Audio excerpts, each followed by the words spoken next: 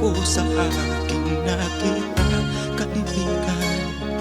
Ang mga bata sa Negros ay kumukuluan dyan.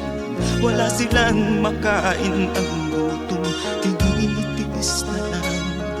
May mga pinanawan ng buhay dahil sa kagutuman.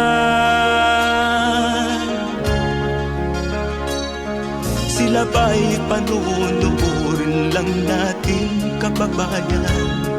Babayaan ba silang mga matay sa kagutuman? Alam kong marami pang mabubuting mamamayan. Ang mga puso natin buksan, sila ay tulungan.